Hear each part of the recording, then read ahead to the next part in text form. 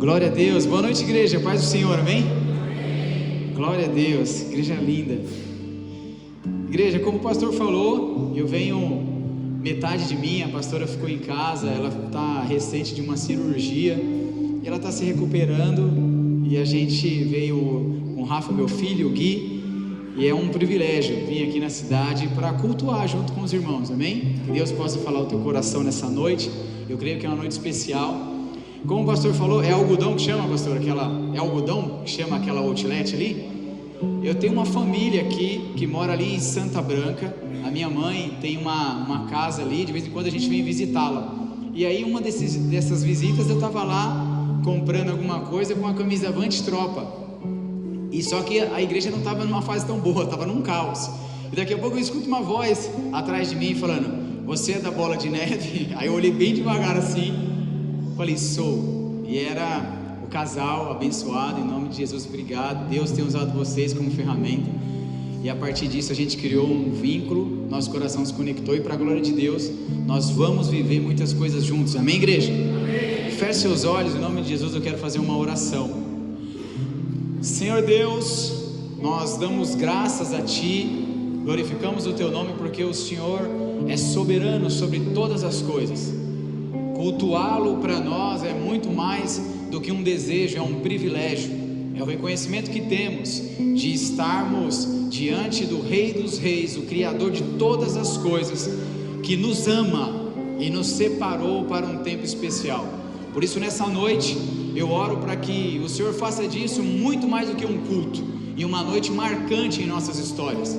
Nós sabemos que o lugar onde Jesus está, tudo pode acontecer, e nós damos a liberdade desde já ao Teu Espírito Santo. Conduz esse culto, conduz essa adoração para a honra e glória do Teu nome. E se você concorda comigo, dá um amém, um glória a Deus no seu lugar, em nome de Jesus.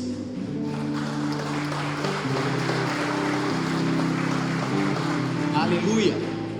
Queridos, todas as vezes que Deus prepara uma nova estação na minha vida e na tua, Ele já providenciou ferramentas, situações e tudo aquilo que a gente vai precisar nessa nova estação. Deus, Ele é um Deus que enxerga muito mais além do que nós, e a Bíblia fala que os planos dEle a nosso respeito são planos de nos fazer prosperar, não somente de forma financeira, mas em tudo que nós colocamos as nossas mãos. Então desde já eu profetizo sobre a sua vida que o que Deus preparou para esse novo ano na cidade de Guararema já está providenciado nos céus. Tudo que a igreja vai precisar, amém? Já tem pessoas preparadas por Deus nos esperando a ouvir a palavra de Deus através da minha e da sua vida nessa cidade, e em nome de Jesus, que ao encontrar essas pessoas nós possamos testemunhar sobre a provisão de Deus. Na Bíblia nós vemos que Deus sempre criou situações na vida de homens e mulheres. Por exemplo, com Noé foi através de uma arca, com Moisés através de um cajado, com Davi através de funda, e assim a palavra de Deus nos ensina que sempre Deus vai nos preparar a ferramenta certa. Nessa noite eu quero falar com você a respeito de ferramentas que nós vamos precisar para essa nova estação. Uma delas, querido, é talvez deixar de carregar algo que nós trouxemos até esse momento. Ferramentas que vêm ao nosso entendimento como algo de repente sem explicar, e vai exigir de mim e de você confiança em Deus para obedecer e estar pronto para essa nova estação. Mas a Bíblia nos apresenta um cenário em que o próprio Deus é responsável, é o mais interessado pela expansão e pelo desenvolvimento da igreja. A igreja é de Jesus, Ele é o maior interessado na minha e na sua vida. Por isso eu quero que você abra a tua Bíblia, se você trouxe comigo, que eu quero contextualizar através de uma carta que foi escrita a Roma, no capítulo 14, a partir do verso 1. É interessante saber, enquanto você abre aí, que a igreja de Roma não foi implantada por Paulo. A Bíblia fala lá em Atos que judeus que estavam em Jerusalém no Pentecostes foram até a capital do Império Romano, e depois, na terceira viagem de Paulo, quando ele estava em Corinto, ele escreve uma carta a essa cidade, orientando uma igreja que era formada por gentios e judeus, e a respeito do que eles estavam vivendo, porque muita coisa estava acontecendo naquela igreja de forma religiosa. Algumas coisas que poderiam ou não acontecer eram colocadas em xeque, deixando de viver o principal benefício da palavra de Deus, que é a transformação. E eu quero ler aqui com você Romanos 14. Deixa eu abrir a minha aqui, a partir do verso 1, amém, igreja? Diz assim a palavra de Deus: recebam quem é fraco na fé, não para discutirem assuntos controversos. Um crê que pode comer tudo, já o outro, sendo fraco na fé, come apenas hortaliças. Aquele que come tudo não deve desprezar quem não come, e aquele que não come de tudo não deve condenar quem come, pois Deus o aceitou. Quem é você para julgar o servo alheio? É para o seu próprio Senhor que ele está em pé ou cai, e ficará em pé, pois Deus é capaz de sustentá-lo. Verso 5: há quem considere um dia mais sagrado que o outro, há quem considere iguais todos os dias. Cada um deve estar plenamente convicto em sua própria mente. Aquele que considera um dia especial para o Senhor e o faz, aquele que come carne para o Senhor come, pois dá graças a Deus. Aquele que come para o Senhor não come e dá graças a Deus. Pois nenhum de nós vive apenas para si mesmo, e nenhum de nós morre apenas para si mesmo. Se vivemos, vivemos para o Senhor. Se morremos, morremos para o Senhor. Assim, quer vivamos, quer morramos, somos do Senhor. Por essa razão, Cristo morreu e voltou a viver, para ser Senhor dos vivos e dos mortos. Presta atenção nisso, igreja. Verso 10: portanto, por que você julga o seu irmão, e por que o despreza? Pois todos compareceremos diante de um tribunal de Deus. Porque está escrito: tão certo como vivo, diz o Senhor, diante de mim todo joelho se dobrará e toda língua confessará. Assim cada um de nós prestará contas de si mesmo a Deus. Até aqui. O que a Bíblia está nos mostrando é um cenário de uma igreja que na verdade não tem a ver necessariamente com comidas ou bebidas, tem a ver com regras religiosas e costumes que tiravam o foco do povo de Deus em relação ao que Deus tinha para aquela cidade. Pararam para falar sobre o que poderia comer e o que não, sobre o dia que deveria ser consagrado e o dia que não, coisas que fazem parte do fundamento da igreja, amém, querido? Mas que tem como uma forma muito difícil de lidar o afastamento de pessoas por causa disso. A Bíblia nos ensina que a verdade de Deus é uma verdade com poder de transformação, mas uma verdade de Deus dita ou praticada de forma irresponsável pode gerar morte. Existe uma palavra de Deus que diz: ainda que eu fale a língua dos homens ou dos anjos, se não tiver amor, de nada valerá. Esse texto não foi escrito pelo profeta Renato Russo, esse texto foi escrito por Paulo. A Bíblia está nos ensinando que além de eu falar a verdade, eu tenho que levar amor nessa verdade. E talvez o meu irmão que come ou separa alguma coisa que é feita para Deus, não cabe a mim questioná-lo, e sim tentar, com um espírito apaziguador do cristão, manter a igreja em unidade. Só que a Bíblia fala algo interessante no capítulo 14, fala que todos nós estaremos um dia diante de um tribunal de Deus. A Bíblia fala que todos nós, em algum momento dessa trajetória, nós vamos prestar conta, queridos. E prestar conta do quê? Eu tenho uma versão, você não precisa abrir aí, mas eu achei interessante uma palavra. A versão ARA, que é a Almeida revisada e atualizada, no verso 16 dessa carta aos Romanos, o capítulo 14, diz assim: não seja pois vituperado o vosso bem, porque o reino de Deus não é comida e nem bebida, mas justiça, paz e alegria no Espírito Santo. Então, como eu disse aqui, eles não estavam falando a respeito de comida e de bebida, eles não estavam falando de apenas regras religiosas, eles estavam cegos, fitados em coisas que não agregavam na vida do seu próximo. E agora a palavra de Deus vem através de Paulo falando assim, não seja vituperados. E talvez essa palavra despertou uma curiosidade em nós para saber o que Paulo estava falando. A palavra vituperados quer dizer que aquilo que você vive não seja escândalo, não seja mal aos olhos dos outros, que aquilo que você vive não possa causar no outro um rancor, uma marca, algo desnecessário que faça um machucado, faça uma marca que possa afastar o teu irmão. Dessa forma nós estamos entendendo que o que Paulo está falando é que a maneira que você prega o Evangelho, você deve sim se preocupar com o próximo. Nós temos a responsabilidade, igreja, de darmos um bom testemunho, amém? Nós temos a responsabilidade de representar Cristo. A própria palavra diz que nós somos embaixadores dele, nós o representamos. E dar um bom testemunho, saber o que eu causo no outro, tem que ser responsabilidade minha. Eu não posso, talvez, uma pessoa que está se aproximando de Cristo agora, afastá-la, dizendo até mesmo a verdade da palavra. Mas, pastor, então o senhor está dizendo para eu ser omisso? Não, eu estou dizendo para você ser estrategista.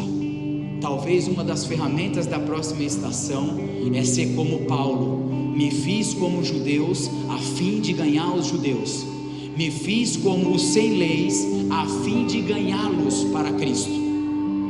O reino não é para mim, o reino é dele. A nossa igreja é uma igreja cristocêntrica, não é democrática. Só tem um rei, o rei é ele, amém? Todas as coisas são direcionadas a ele. Por isso que uma vida no reino de Deus é muito importante para ele. E isso pode fazer com que a mim, a você, a gente possa ser estrategista para não afastar essa vida de Deus, amém, querido? Como eu disse, existe uma questão importante aqui, que por esse entendimento nós vamos prestar conta. Nós vamos estar em algum momento diante de Deus, em um cenário criado aqui pela própria palavra como um tribunal. A Bíblia nos fala em João 8, você não precisa abrir, mas nos fala um capítulo de uma mulher que tinha causado adultério, e os fariseus e os conhecedores da lei naquele momento apresenta essa mulher diante de Jesus, falando: olha só, Jesus, a lei ordena que uma mulher em pecado como esta deveria ser apedrejada como consequência do que fez. Nós estamos, igreja, diante talvez de uma das primeiras causas que poderia ser encarada como um tribunal. Uma mulher que se encaixa aqui talvez como um réu, um acusador, o conhecedor da palavra, que questiona Jesus, o que o Senhor vai fazer, e um juiz que tem o poder de entregar uma sentença de acordo com aquela situação. Nós estamos aqui, de repente, diante de algo que possa simbolizar agora uma audiência. E o que o Senhor dos Senhores, o próprio Jesus, aquele que deveria ter um direito muito mais voltado para as pessoas, para o pecador, ou melhor dizendo, aquele que sempre teve, ele ignora os conhecedores da lei que estavam usando a própria verdade para gerar morte. E ele fala: quem de vocês que nunca pecou pode começar a tirar a pedra? Situações como essa, querido, vão nos encontrar todos os dias. As pessoas já não estão falando mais heresias, estão usando a própria palavra. A Bíblia já não é mais tão oculta, ela é exposta. Se você entrar agora no YouTube, você vai encontrar a palavra que você quer ouvir, mas de repente a própria verdade vai estar te levando para um lugar que Deus não desejou, um lugar de justiça própria, um lugar de autoconfronto com o próprio Jesus. E é por isso que nessa noite eu quero criar um cenário aqui, para você não esquecer dessa mensagem. Tem algum diácono que pode me ajudar aqui? Trazer 3 cadeiras. Eu queria 3 cadeiras para eu simbolizar aqui algo importante entre nós. Uma aqui, mais uma. Obrigado. Vocês estão conseguindo ver, igreja? 3 cadeiras aqui. Vou deixar assim. Aqui é um cenário de um julgamento. Talvez poderíamos entender como o tribunal dos céus. De frente, na cadeira que é capaz de julgar, está o justo juiz. Abraão fala que o Senhor é o juiz de toda a terra. Não é o juiz de Israel, é o juiz de toda a terra.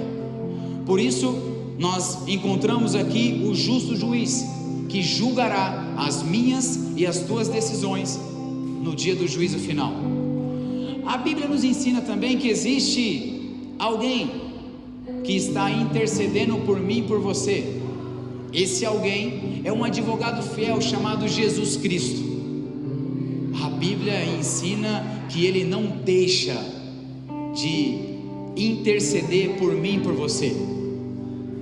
No momento da ceia ele fala: Paulo, eu orei porque Satanás queria devorar, eu intercedi por você.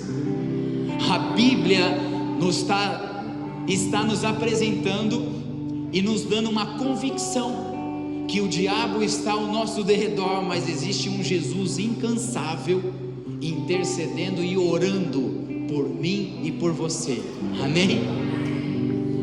Ainda nesse cenário nós vamos nos deparar com uma outra cadeira, a cadeira do acusador.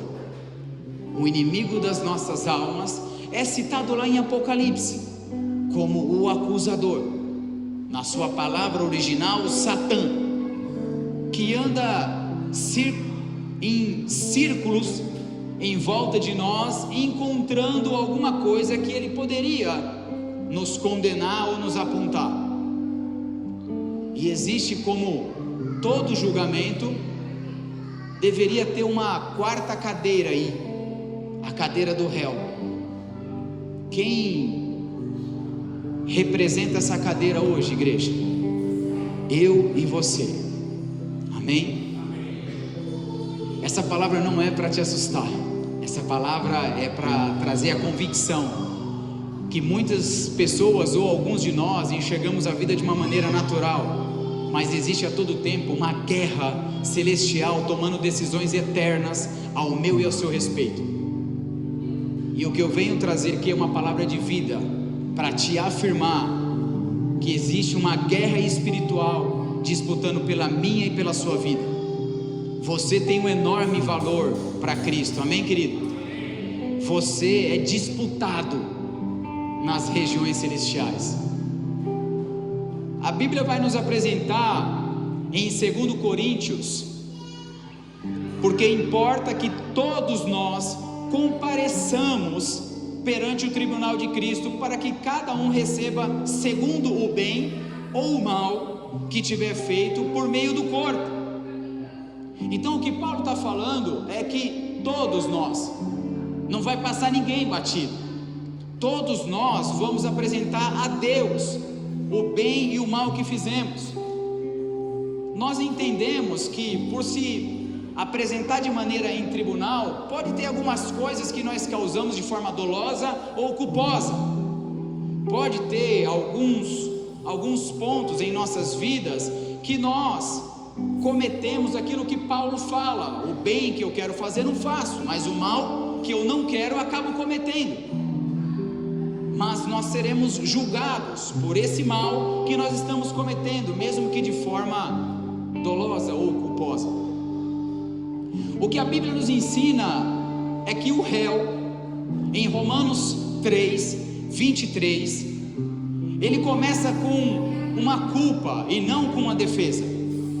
A Bíblia fala: pois todos pecaram e estão destituídos da glória de Deus. O evangelho na minha e na sua vida, querido, ele começa assumindo uma culpa. Foi por mim que Jesus morreu. Não era para ter sido ele, era para ter sido eu. Pobre pecador que eu sou, igreja, cheio de falhas, cheio de marcas. Ele não merecia viver o que ele viveu. 39 chicotadas nas suas costas, um caminho pela via dolorosa, carregando uma cruz pesada. Não era para ter sido ele. O motivo foi eu e foi você. A Bíblia nos apresenta que todos nós estávamos destituídos da glória de Deus. O nosso pecado causou separação entre nós e os céus, diz em Isaías. É como se o teto ficasse de bronze e ele não conseguisse ouvir a nossa oração. Por isso que o Evangelho não tem que ser sobre razão, é sobre propósito. Talvez eu não tenha razão de estar respirando, mas eu tenho um propósito. Deus tem um propósito em nossas vidas, e nós estamos aqui hoje até que isso se cumpra. Deus tem um propósito, uma missão na sua vida. Isso não é um jargão religioso. Deus tem uma obra na sua vida. Deus tem um plano maravilhoso na sua vida. Isso vai se cumprir porque Ele é Deus. A Bíblia nos apresenta a estrutura de 4 pessoas ou 4 cadeiras. E o que Paulo está falando é que não há um justo sequer em Romanos 3,10. Por isso que nós necessitamos de um advogado. Nós necessitamos de alguém para nos defender. Em 1 João 2,1 diz: temos um advogado junto ao Pai, Jesus Cristo o justo. A palavra original para esse texto, paracletos, se define em advogado, defensor, intercessor, aquele que chama para ficar do lado. Não é um advogado comum, não é um advogado que vai ficar procurando falhas na justiça. É um advogado que vai assumir. Ele é o cordeiro e ele é um leão, ele é justo. Hebreus 7,25, você não precisa abrir, diz: ele vive sempre para interceder por nós. Só que por um outro lado, existe um acusador que não sossega, querido, em tirar a nossa paz. Eu quero te dar uma boa notícia, e entenda isso como boa notícia. A partir do momento que aceitamos a Cristo, colocamos a nossa vida diante do altar e falamos: eis-me aqui, Senhor, tem um quadro nosso lá no inferno, como se fosse um alvo. O diabo vai ficar ao derredor, procurando uma maneira de nos tragar, mas muito maior é aquele que nos sustenta do que aquele que nos tenta. Amém, igreja? Isso não nos assusta. Essa guerra foi vencida. Não existe guerra entre Deus e o diabo. A nossa maior guerra é de nós conosco mesmo, ou nós em nossa plenitude, tentando nos entender e tentando saber em que cadeira que nós devemos sentar. Muitas vezes, involuntariamente ou não, sentamos na cadeira do acusador, recebendo pessoas que estão machucadas, caídas em pecado, não sabendo cuidar e acusando. Muitas vezes, igreja, sentamos na cadeira do advogado, tentando defender a Cristo. Ele não precisa da sua defesa, ele precisa da sua fidelidade. Ele é o nosso advogado, não é o contrário. Ele precisa do nosso coração, da nossa entrega. Não precisa da nossa defesa. Ele é Deus. E muitas vezes sentamos na cadeira do juiz, como doutores da lei, que sabemos a causa e a sentença para todas as coisas. Foi assim, querido, com Josué. Israel havia voltado do exílio, o templo estava sendo reconstruído, e Zacarias tem uma visão. Zacarias vê a visão de um tribunal, o próprio Deus e do lado Josué. Só que tem uma coisa que chama atenção: Zacarias vê Josué com as roupas sujas. E sabe o que simbolizava roupa nesse texto, querido? Aquilo que você traz do passado.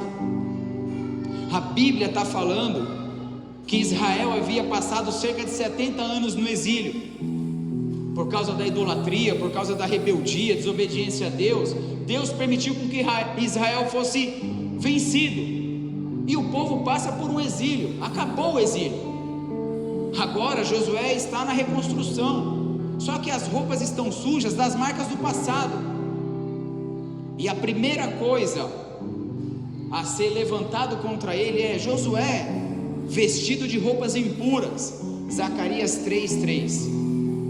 Só que existe aqui alguém que é incansável, e o versículo seguinte diz: vejam, tirei de você o seu pecado e colocarei vestes nobres sobre você. Existe um advogado, existem causas que ele não dorme. Quem cuida dos nossos processos é o guarda de Israel. Talvez eu e você estamos a ponto de enlouquecer com tanta preocupação, e a estratégia desse tempo é somente confiar e entregar. Calma, tudo tem um tempo determinado por Deus, não é um tempo determinado por nós, é um tempo determinado por Deus a respeito de todas as coisas. A igreja de Guararema está virando uma chave, um ano agora, em um tempo preparado por Deus. Não é uma força humana provocando algo, é o ajuntamento da igreja se movendo em uma nova estação que foi alterada por Deus. Novos ciclos, novas ferramentas. Só que o diabo não se cansa, e existe uma coisa que ele usa contra você: a própria palavra. Existe uma coisa que ele conhece também como você: a própria palavra. Se você voltar um pouquinho na história, você conhece, você vai saber que ele era um anjo, você vai saber que ele tem conhecimento tanto quanto eu e você a respeito daquilo que a palavra fala. Do ser tentado por Satanás é o próprio Jesus, e ele é tentado na palavra. Satanás fala: se eu jogar aqui você não pode dar ordem aos anjos ao teu respeito, ou transforma essas pedras em pães. Jesus, durante 40 dias de jejum. Então ele conhece a palavra, ele vai te tentar, ele vai te incomodar agora naquilo que você vive. Ele vai ficar puxando o seu passado, uma lista de pecado, de transgressão, acusações, lembranças que podem ser encontradas em nossas cabeças. Ele vai entrar nesse ponto para, através da palavra, tentar te trazer e fazer você estacionar em algum período dessas estações. Mas existe um advogado, repete comigo: existe um advogado. Colossenses 2:13 diz assim: ele cancelou a escrita de dívida que consistia em ordens que nos era contrária. Existe um advogado que apagou uma dívida que nos remetia a passado. Aquele que em Cristo está é nova criatura. Você pode dizer um amém? Amém. Nós somos novas criaturas em Jesus. O meu pecado não representa quem eu sou, ou o meu passado não representa quem eu sou. Eu sou aquele que a Bíblia diz que eu sou. Nós somos uma nação santa, um sacerdócio real, um povo exclusivo e separado por Deus. Amém, igreja? Nós somos um povo escolhido de Jesus. Só que ele continua acusando, e tem uma coisa aqui que diante de um julgamento ela se torna irrefutável, algo que o acusador tem razão.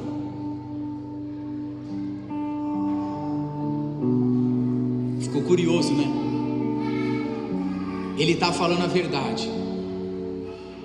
A Bíblia fala em Romanos 6:23 que o salário do pecado é a morte.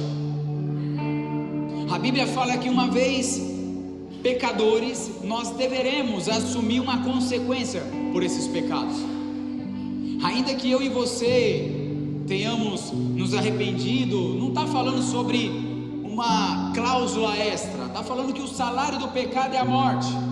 E o salário, nesse contexto, era consequência de um soldado, era de fato a sentença por aquilo que foi feito, era a recompensa por aquilo que aconteceria. Aqui já não existe mais defesa, não tem tantos argumentos, e nós servimos a um rei, a um juiz que é justo, igreja. Ele não está aqui para burlar o tribunal, ele é justo. Se o salário do pecado é a morte, alguém tem que morrer. Se nós somos pecadores, a Bíblia fala que um grão da semente, uma vez caindo na terra e não morrendo, continua sendo uma semente. Só que se uma vez ela cair na terra e ela morrer, através dessa morte gerará muitos frutos. E talvez, igreja, um dos nossos maiores desafios nesses dias é entender o que Paulo fala: viver é Cristo, morrer é lucro. A perda para nós não deveria simbolizar derrota. A perda para nós deveria ser a forma mais clara de demonstrar para Jesus que nós o entendemos. Nós somos os herdeiros de Cristo, co-herdeiros com Jesus. E o próprio juiz, nessa hora, ele não desmente, ele não vai contra a sua própria palavra, ele não te defende, ele envia aquilo que ele tem para morrer no meu e no seu lugar. É como se ele falasse: igreja, alguém tem que morrer, eu vou entregar o meu filho para morrer. É como se o que a gente leu em João, Deus amou o mundo, amou a mim, a você de uma maneira tão louca. É como se essa palavra, ela ecoasse nos nossos corações hoje, a nos fazer entender que amor é esse, que para me poupar da consequência que eu deveria viver, Ele entregou o seu próprio filho. Que amor é esse? Durante uma audiência em que está sendo decidida a minha vida, Ele não me defende, Ele só me poupa. É como se Ele pudesse me pegar no colo e falar: filho, eu faria tudo de novo por você. É como se numa noite como essa, Ele pudesse reafirmar: não tem necessidade de eu morrer na cruz de novo, não tem necessidade de eu ir novamente a estrada da via dolorosa. Eu fiz isso tudo por você, para que eu e você um dia nós poderíamos entender isso e repassar. Uma das coisas mais importantes do Evangelho, pastor, é sempre o próximo. O Evangelho não é egoísta, não é sobre nós. Tudo aquilo que nós recebemos ao seguir Jesus, nós vamos receber de graça e passar de graça. Por isso, em nome de Jesus, eu declaro sobre as nossas vidas que as famílias se chegarão da maneira que nós chegamos, serão recebidas da maneira que nós fomos recebidos, porque existe em nós uma oferta de gratidão no coração. Eu fui muito amado, eu fui muito bem recebido por Jesus, e aquele que foi muito amado, muito ama. Essa verdade tem que ser uma prática. Eu não estou aqui como um conhecedor da palavra, tampouco um religioso na fé, de usar a própria palavra para matar alguém. Não, a palavra de Deus diz que ela é vida e transformação, e por isso das nossas bocas vão sair palavras de vida, em nome de Jesus. Ele é a verdade que liberta, e essa verdade vai ser usada nessa cidade e em nossas vidas com sabedoria e estratégia. Amém, igreja? Estratégia seria a primeira ferramenta. Eu separei 36 ferramentas. Se vocês derem glória a Deus, eu falo só 3. Ô louco! Amém. Bíblia nos ensina, querido, que não existe condenação para aqueles que estão em Jesus. Aquele cenário ali já pode ser desfeito da sua mente. Nós vamos passar por isso, mas não existe condenação sobre nós.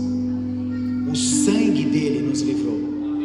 Ele levou sobre ele as nossas transgressões e as nossas iniquidades, e pelas suas pisaduras nós fomos sarados. Você é livre. Nós fomos sarados. Não existe uma condenação sobre nós. A palavra da cruz, ao decretar essa verdade, foi tetelestai. Está consumado, está pago. Não tem nada sobre nós. Está pago essa dívida. Agora nós podemos entender que o justo juiz, ele julga com excelência. Nunca me falou que eu não ia enfrentar dificuldade, nunca me poupou. Só tentou, através da tua palavra, me preparar para aquilo que ele ia permitir que eu vivesse. Ele não é o meu Papai Noel, ele é Deus. Acima de tudo e de todos, ele é Deus. Ele não veio para me mimar, embora um mimo de Deus é algo maravilhoso nas nossas vidas. Aquela bênção sem medida, sem explicação, enche os nossos corações, os nossos olhos de amor. Mas esse não é o principal atributo dele. Ele é pai.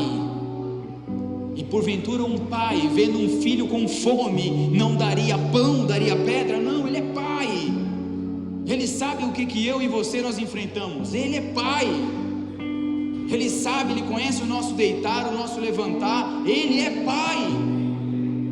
Ele sabe de todas as coisas.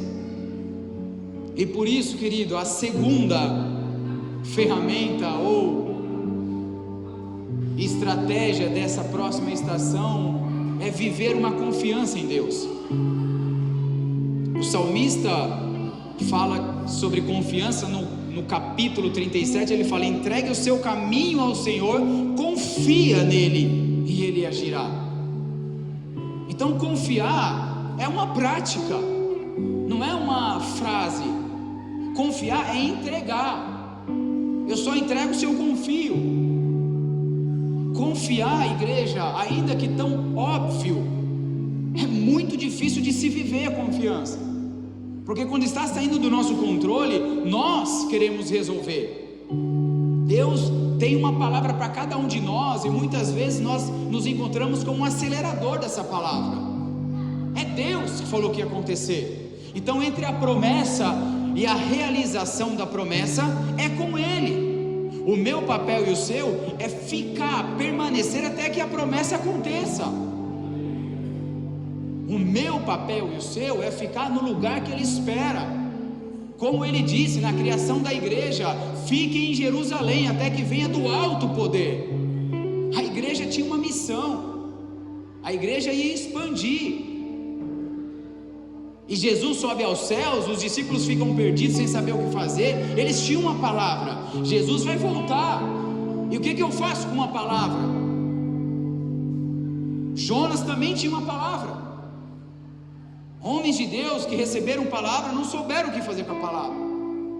E a orientação vem dos céus: fica em Jerusalém, permaneça até que venha do alto o poder. Confiar é ficar. Quantas coisas eu e você nós passamos nesse ministério. Nós lembramos daquelas noites de indecisão, sem saber o que ia fazer.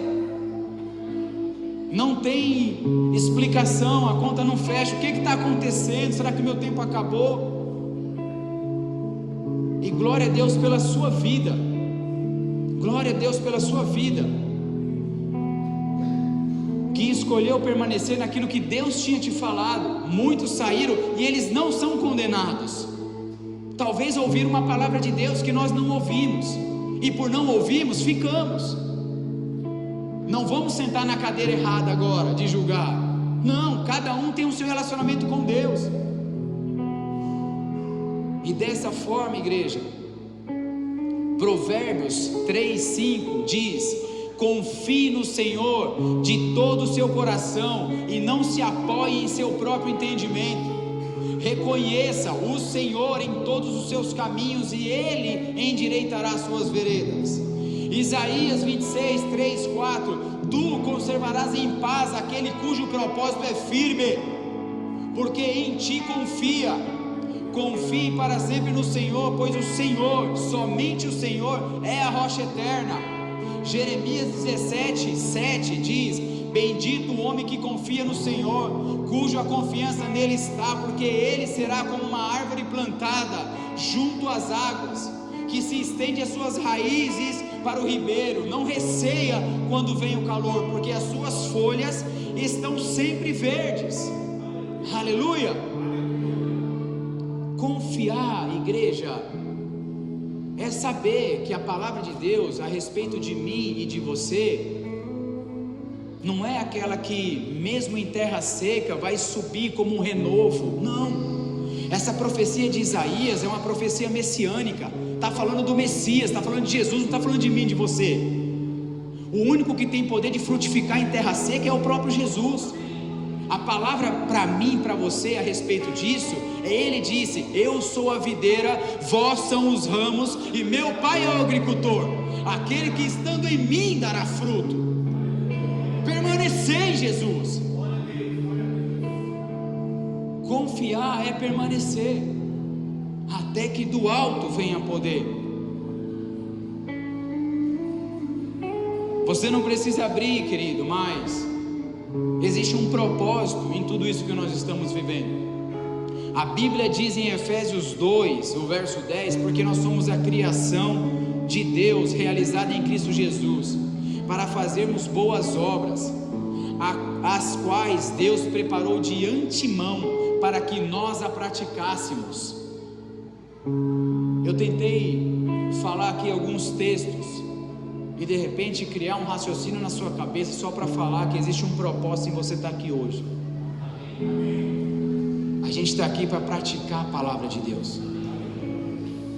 Nós fomos chamados, nós fomos criação realizada em Cristo Jesus, para praticar as boas obras, as quais Ele já preparou.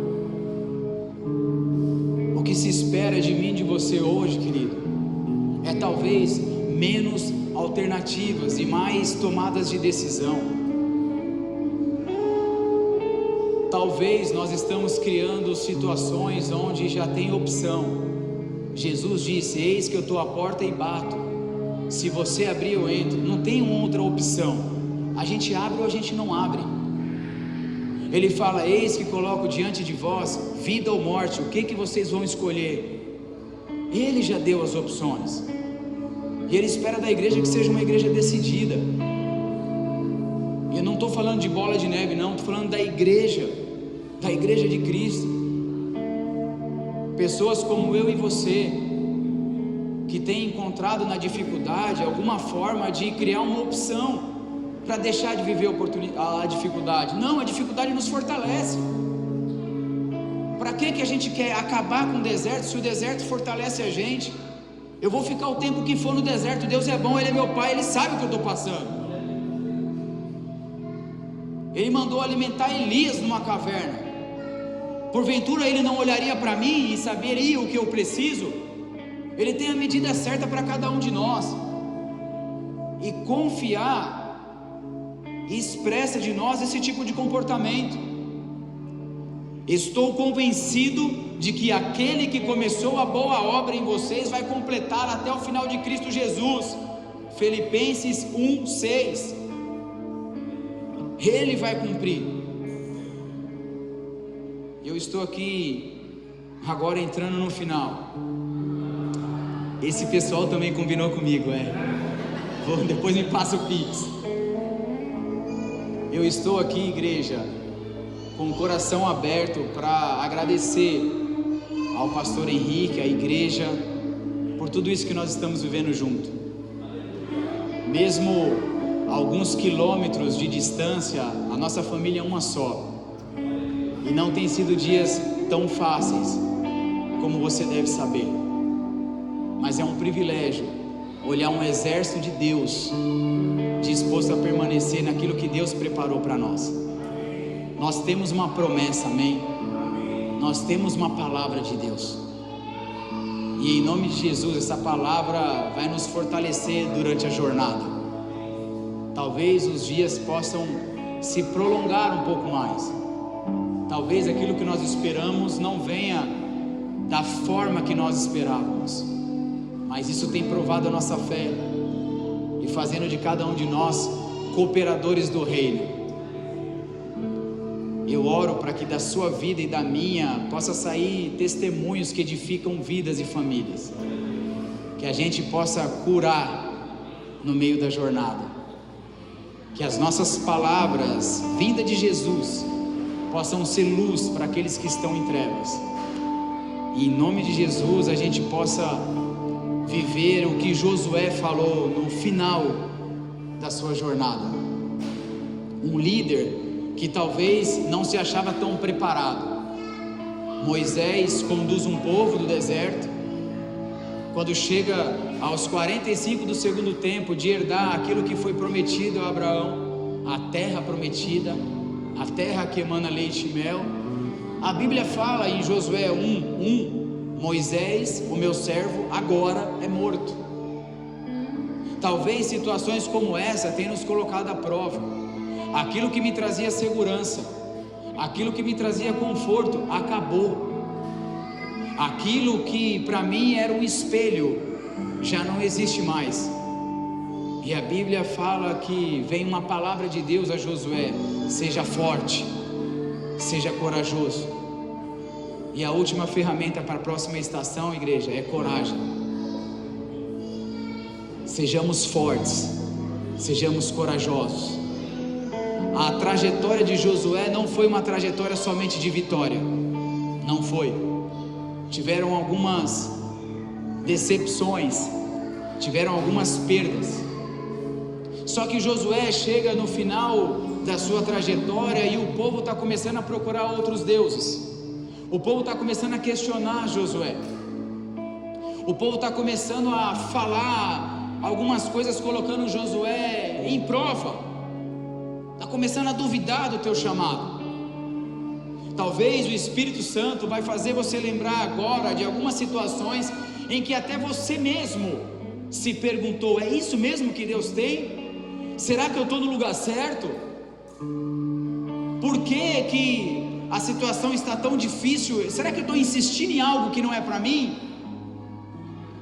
E Josué, quando é confrontado dessa forma, ele vira para os seus líderes, ele fala: olha só, eu não sei o que vocês vão decidir, mas eu e a minha casa, nós serviremos ao Senhor. E é essa palavra que vai ecoar dos nossos corações. Eu não sei como vai ser o dia de amanhã, mas eu declaro a convicção que nós e as nossas casas, amém, igreja, serviremos ao Senhor. Feche seus olhos em nome de Jesus. Ferramentas adequadas para estações adequadas é o que Deus tem para nós. Estratégia, confiança, coragem são coisas que Deus tem colocado diante de nós. Aos líderes, eu deixo uma palavra para vocês. A Bíblia diz em Abacuque 2:2: então o Senhor me respondeu: escreva claramente a visão em tábuas, para que se leia facilmente, pois a visão aguarda um tempo designado, ela fala do fim e não falhará. Ainda que demore, espere, porque ela certamente virá e não se atrasará. Amém? Henrique, a palavra de Deus sobre as nossas vidas, ela fala do fim e ela não vai tardar. Ela não vai passar. A Bíblia diz: pode passar céus e terra, mas a minha palavra não passa. E em nome de Jesus, nós vamos viver nós vamos deixar escrito em tábuas de forma clara aquilo que nós vivemos em Deus. As nossas próximas gerações conhecerão o Deus das nossas vidas. Amém? Eu quero fazer uma oração nessa noite, se o pastor me permitir. Eu quero fazer uma oração para você que está entrando nessa nova estação. De repente a palavra de Deus falou com você sobre vestes sujas, que simboliza algo que você tem trazido na bagagem. E eu quero te afirmar, você não vai precisar de tudo isso, querido. Deixa que Ele vai te dar vestes novas para a nova estação. Talvez algo que você precisa trazer para essa nova estação é a confiança. Diferente de uma definição bonita daquilo que conhecemos, agora a confiança deve evoluir para a prática. E ela é exposta na palavra de Deus como entrega. Então, se a confiança é a ferramenta que vai servir para essa nova estação, eu quero orar por você. Se as vestes sujas são as ferramentas que você deve deixar, eu quero orar por você. E por fim, se a coragem é a ferramenta que você vai usar para a próxima estação, eu também quero orar por você. Nós vamos adorar a Deus mais uma vez. E se você deseja receber uma oração, eu quero que você venha até aqui à frente. Eu quero orar pela tua vida. Em nome de Jesus, eu oro para que a igreja se mantenha em oração, porque a oração de um justo pode muito em seus efeitos. Assim como nós entendemos o reino celestial, existe uma guerra espiritual tentando me impedir ou impedir você de acessar algo que o próprio Deus está derramando sobre a casa. E nós queremos declarar